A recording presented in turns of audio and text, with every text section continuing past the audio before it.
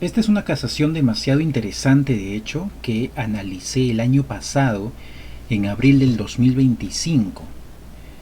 En abril del 2025, aunque ha tenido algunas actualizaciones luego, sobre todo en el blog que está en la página web.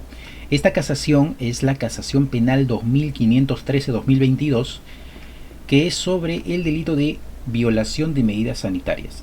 Este delito está muy relacionado con lo que pasó aquí en el Perú y en el mundo en general, pero sobre todo en el Perú, por allá en el 2020 con la pandemia del COVID-19.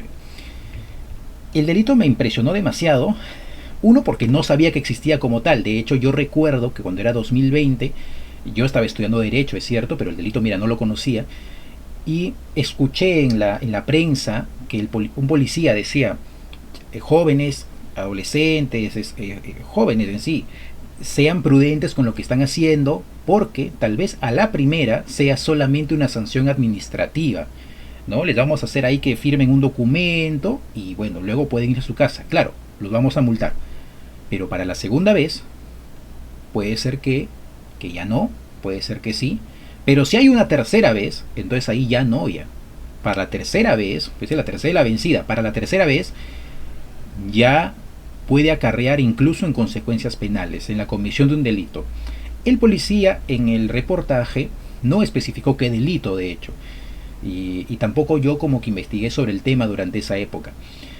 Pero bueno, pasó el tiempo, muchos cayeron también por la enfermedad del COVID, claro que sí, pero me refiero, cayeron en el sentido de que los atraparon, bueno, en fiestas, en discotecas, en fiestas incluso en su propia casa, pero tomando cerveza, cuando la idea era justamente que haya cero contacto en tema de reuniones sociales.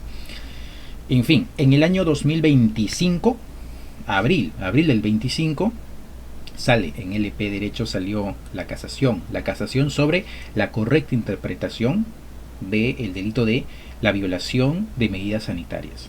Yo en ese momento no lo entendía muy bien todavía, dije, ¿qué será esto? ¿No? Es tal vez algún tema súper básico, no lo sabía. Pero ya luego me di cuenta del cuál fue todo el impacto que tuvo. Y de hecho ahora se los quiero justamente compartir con ustedes de nuevo. Ya, lo pueden ver, de hecho, el resumen del video. Bueno, hay un video que se hizo también en el canal, pero esta es el resumen directo o más básico que es sobre esta casación. En esta casación, muy interesante, ¿qué es lo que ocurre? La Corte Suprema tuvo que responderse a una pregunta clave, ¿ya? Y esa pregunta clave es la siguiente: ¿incumplir una medida sanitaria durante la pandemia es solo una falta administrativa o puede ser también un delito penal? Bueno, un delito, un delito. Y bueno, el Ministerio Público presenta una acusación directa contra una persona X, de inicial J. Bueno, esta persona ya era mayor de edad, tengo entendido, pero de inicial J. El delito, violación de medidas sanitarias. Ese era su delito. Este delito está previsto en el Código Penal, en el 292 para ser más preciso. ¿Qué es lo que ocurre? A abril de 2020, unos 5 años antes de que yo descubra la casación, pleno estado de emergencia, COVID-19. La policía, a este inicial J, lo interviene en una reunión social, obviamente con consumo de bebidas alcohólicas, en un departamento en la ciudad de Abancay. ¿Cuál fue el problema? El problema es que, claro, las reuniones sociales estaban prohibidas. Se restringía la circulación de personas también. Tomar bebidas alcohólicas directamente no, pero sí había por ahí algunas contras en esa época. ¿Y cuál fue la peor situación para este muchacho, sobre todo para este chico? Para este chico la peor parte fue de que este ya había sido detenido días antes por lo mismo. Días antes, ni siquiera meses, días antes por lo mismo. Entonces ya recaía en reincidencia, ya no era un incidente aislado de una primera vez, te hago firmar tu documento, aquí no pasó nada, te voy a poner tu multa, pero tienes una segunda oportunidad. No, ya no. La oportunidad al chico ya se la habían dado y el chico aún así la desaprovecha. Pese a todo, bueno, se va a fiscalía, lo detienen, se inicia el proceso penal que se lleva. En primera instancia se sobreseyó el caso de oficio. O sea, existió lo que en el derecho se llama la figura del sobreseimiento, o sea, se archivó el proceso, en otras palabras. Pero obviamente para toda decisión de un juez tiene que existir una debida motivación judicial, ¿no? ¿Cuál fue el argumento del juez de primera instancia? El juez de primera instancia dijo que el delito de la vulneración de medidas sanitarias requería la figura del dolo. Ustedes sabrán que hay dolo, culpa, ¿no? El dolo se hizo cuando alguien el dolo cuando alguien hace algo con intención de hacerlo, o sea, sabe, es consciente de lo que está haciendo, es capaz de hacerlo y lo hace a sabiendas, sabe que está mal, lo hace. Y la culpa es cuando no sabe que está mal y lo hace, pero termina haciéndolo, sin querer lo mató, sin querer lo atropelló, ¿no?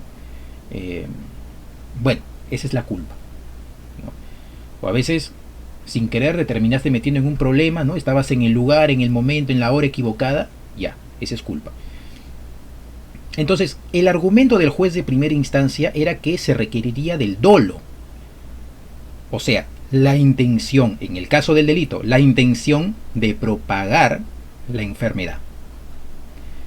Y en este caso no se pudo probar de que el chico de inicial J tenga la intención de propagar la enfermedad como si fuera pues un murciélago. No, él no tenía la intención, no se pudo probar esta intención de propagar o de contagiar a alguien. Por ende, el juez de primera instancia dijo, aquí no hay delito. Aquí no hay delito porque él no tuvo la intención de propagar la enfermedad, por ende, no hay delito. Además, sostuvo, y aquí viene justamente un tema también que de hecho ocurrió, que fue el dictamen de un decreto legislativo, ¿no?, con sanciones administrativas, que de hecho impuso el gobierno durante esa época, un decreto legislativo, por lo que las conductas en las que recayó el señor de inicial J ya no merecían pues un castigo penal y por tanto se sobreseía el proceso en primera instancia. O sea, en pocas palabras el juez dijo, esto es una falta administrativa, no es un delito. El señor de inicial J no tiene por qué ir a prisión, no tiene por qué ser condenado, porque esto es una falta administrativa. Entonces, bueno, ahí se quedó. No se quedó ahí. La fiscalía apeló. Y la sala, o sea, en la primera instancia, el juez de primera instancia sobresee el proceso.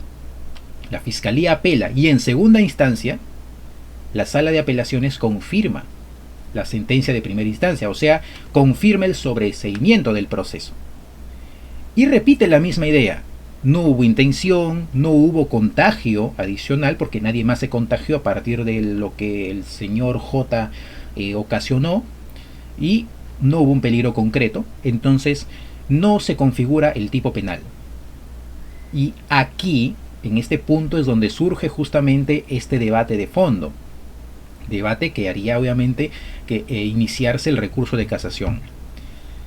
Si seguimos con la lógica de decir, romper una norma sanitaria nunca es delito, salvo que hayas enfermado a alguien, esa idea, que parece un poco objetiva, tal vez, dependiendo del caso, de la situación en la que te encuentres, vaciaría o limitaría la función preventiva que tiene el derecho penal. Porque bajo esa idea, bajo ese marco de ideas, en otras palabras, lo que estamos diciendo, bueno,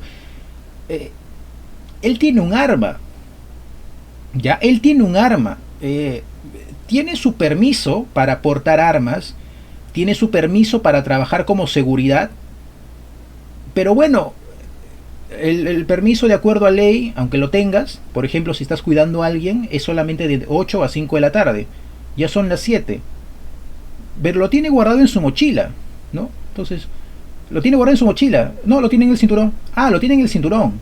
Sí, pero no lo está usando. Además, no ha matado a nadie. Pero, ¿qué horas son ahorita? Son las 5 7 de la noche. No, son las 7 de la noche. Ah, son las 7 de la noche. Ya no son las 5 de la tarde. Son las 7 de la noche. Y no lo tiene guardado en su mochila. Porque si lo tuviera guardado en su mochila no hay problema. De hecho eso es lo que indica cuando llevas todo el curso Sukame. Eso te indican. Si ya terminó las 5 de la tarde, o sea, tu trabajo termina a las 5 de la tarde, guardas tu arma, la desarmas, la guardas en tu mochila. Si te detienen, hay un control de seguridad, un control de identidad, lo que sea, no hay problema. Tú muestras tu carnet. Sí, mi mochila está mi arma, listo, no hay problema, no te tienes por qué meter en ningún lío, en un lío legal. Pero ese día te olvidaste, no sé, o te dijeron, oye, tú tienes arma, acompáñanos porque tienes que servir de nuestra seguridad, y te llevas tu arma en tu cinturón. Son las 7 de la noche, y no solamente son las 7 de la noche, sino que se te ocurre entrar con arma a un establecimiento de bebidas alcohólicas, un bar. Sales del bar medio mareado, medio tomado, no lo suficiente como para sacar tu arma y matar a alguien, y hay un control de identidad. Tienes el arma, tienes el carné de propiedad, el carné de Sukame, que incluso todo, pero lo tienes ¿para qué cosa? Para trabajo. Entiéndase que es de 8 a 5, entonces. Bueno, pero tiene el arma, ¿no? Tiene el arma en el cinturón, pero sí está un poco ebrio, pero no mataba a nadie. Hay que entender que la función del derecho penal en nuestro país es preventiva. Es por si acaso. Finalmente a esa persona la van a procesar probablemente por peligro común, ¿no? Por peligro común. ¿Y por qué? Porque tiene un arma, encima está bebida alcohólica, ¿no? Entonces, pero tengo mi carnet de Sukame, sí, pero tu carnet de Sukame te habilita de 8 a 5 y para una determinada circunstancia. Tú estás saliendo de un bar de tomar bebidas alcohólicas, estás con el arma en el cinturón, son las 7 de la noche. Eso ya no cuadra. Entonces a esa persona probablemente la procesen por peligro común y tenga que pagar una multa de 50, no sé, 20.000, 30.000 soles, y luego ir a firmar cada 30 días justamente por ese peligro común, en el mejor de los casos si es que le dan pena suspendida. En el peor de los casos, pues ir a un penal, internarse en un penal unos 4 o 5 años. En el peor de los casos. Ahora, ese es justamente el problema que ocurría aquí. Tanto el juez de primera como de segunda instancia dijeron, bueno, pero no hay problema, el chico no ha contagiado a nadie, el chico no ha matado a nadie, el chico no ha ocasionado la muerte de miles de peruanos, él simplemente incumplió con la medida sanitaria. Es cierto de que no tenía que ir a una reunión, de que no tenía que beber bebidas alcohólicas, pero eso amerita una sanción administrativa. El decreto legislativo lo indica, no es un delito. Pero aquí viene justamente el tema, pues. ¿Cuál es la función del derecho penal en el Perú? La función del derecho penal en el Perú, por lo menos, es preventiva. Están ahí por si acaso. Entonces, si es así, bueno, ¿no? El caso del señor que está con el arma, bueno, una sanción administrativa, ya está. Ya si hubiera matado a alguien, ahí sí ya, pues, ¿no? Entonces, el Ministerio Público, en este caso, lleva el caso a casación, lleva el caso a la Corte Suprema. La postura del Ministerio Público fue clara. No se necesitaba probar la intención de contagiar de la gente, o sea, del sujeto J. Bastaba, mejor dicho, con incumplir esa medida sanitaria para que el delito se configurase.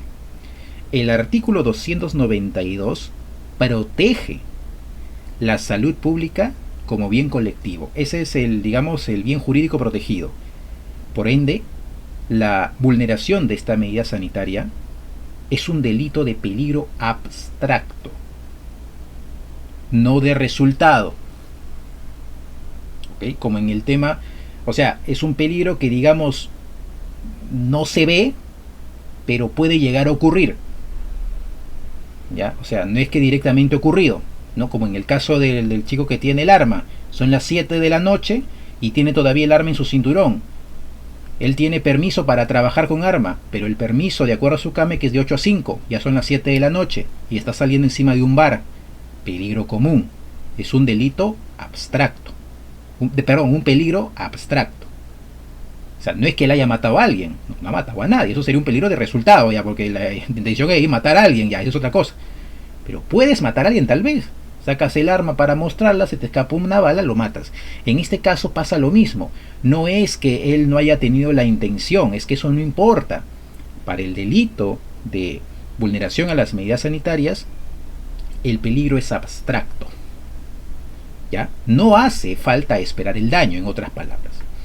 Entonces, la Corte Suprema analiza el caso, analiza el tipo penal, desde una interpretación histórica, literal, finalista. Ustedes van a revisar ahí la casación y se enfocó en la finalidad de la norma la Corte Suprema. ¿Ya? Evitar la propagación de enfermedades en contextos de epidemia. Y esto incluyó algo muy importante. El delito no exige que la gente esté enfermo en primer lugar. Eso no importa. El joven J. El joven J no estaba enfermo de COVID, de hecho. Pero eso no importa. Eso no importaba. Tampoco existió durante el proceso un contagio efectivo. Y menos, tal vez el joven tampoco tenía intención de contagiar a nadie. Pero esas cosas, para la comisión de ese delito, no tienen importancia alguna. No tienen importancia alguna. Basta con que lo incumplas, porque es de peligro abstracto, no de resultado. Entonces, ¿cuál es la exigencia de la norma en este caso para que ese delito se configure? Que se vulnere la medida sanitaria, que justamente busca prevenir la propagación de una enfermedad, de la que sea, ojo, de la que sea, no necesariamente de COVID-19. Claro, fue la de COVID-19 en ese momento porque fue una de las enfermedades que, el Perú en general y el mundo no estaba preparado tal vez para enfrentarla, y sobre todo el Perú, fue en este caso, en el caso del COVID-19, pero de hecho funciona con cualquier enfermedad pandémica de ese calibre. Entonces, no era necesario esperar un resultado concreto que más bien haría inútil la protección penal. Por eso es que la Corte Suprema, en casación, declaró fundado el recurso, anuló el sobreseimiento de primera y segunda instancia y ordenó que sea otro juzgado el que evalúe nuevamente la acusación. O sea, ¿eso qué quiere decir? Que, el joven J, desde 2020 está con su proceso de medidas de vulneración a la medida sanitaria. Probablemente entre el 2021 al 2022 haya salido la primera y segunda instancia donde se sobreseyó todo.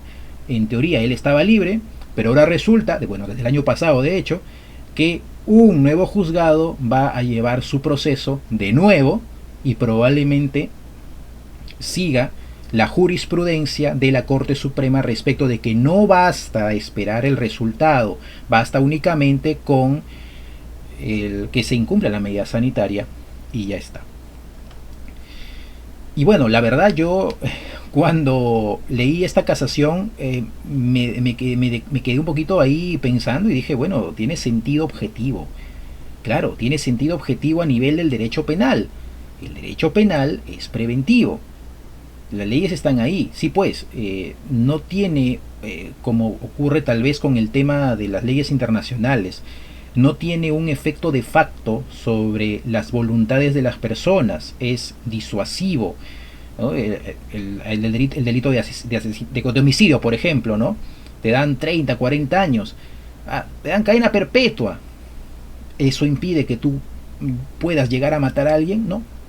Eso impide de que a ti en algún momento, tal vez por error o por, celo, venganza, te maten. No, probablemente lo hagan.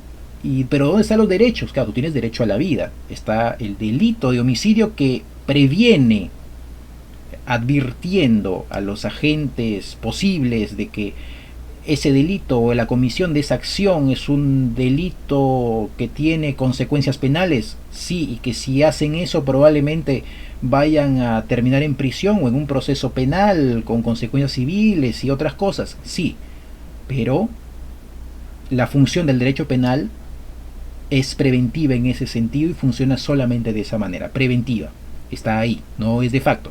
Las leyes internacionales, de hecho, la analogía también es correcta, por el tema de que tú tienes derecho a la vida y todo lo demás, ¿no? A vivir con bienestar, el derecho a la salud y todo lo demás. Pero claro, luego vemos la realidad de nuestras naciones, de nuestras sociedades, y muchas veces eso no tiene nada que ver. Dice, pero ahí está el derecho, ¿cómo no se aplica? Ah, esa es otra cosa. No tiene un efecto de facto sobre todas las voluntades humanas, sino que cada uno de nosotros tenemos justamente que guiarnos, que seguir a partir de nuestros valores, a partir de nuestras costumbres, de nuestras buenas costumbres, del análisis de nuestras malas costumbres también, para al final poder determinar si es que lo que estamos haciendo está bien o no. Pero bueno, eso yo no lo voy a poder decidir por ustedes. Cada uno de ustedes decide por sí mismo qué es lo que es mejor y qué es lo que no para sus vidas. Bueno, yo espero que este video te haya gustado. Puedes darle like, suscríbete, visita cecibogaperú.com, ahí está la web, la puedes visitar, no hay ningún problema. Yo soy el abogado Bernardo Cruz, nos vemos hasta el siguiente video.